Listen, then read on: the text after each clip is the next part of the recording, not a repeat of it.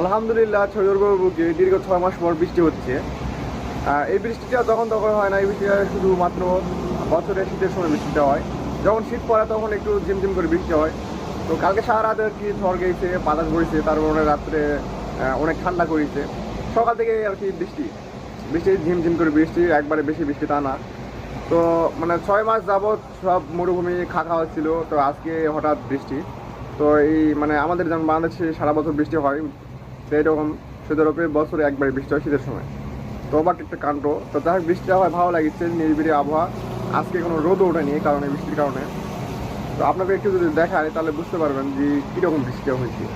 যে দেখেন বৃষ্টি মানে হালকা একজন বৃষ্টি, একবার বেশি তাও না।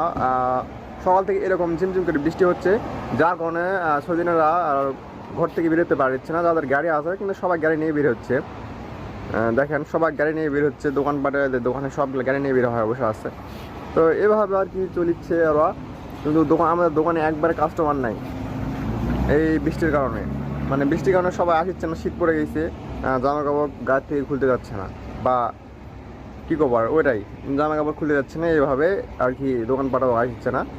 তো যাই হোক, আশা করি সবাই ভালো থাকবে, সুস্থ থাকবেন, আমার জন্য দোয়া করবেন, আমার আইডিটা বেশি করে ফলো করবেন, আর ভালো ভালো যেন ভিডিও দিতে পারি দোয়া করবেন। তো টাটা, বাই বাই।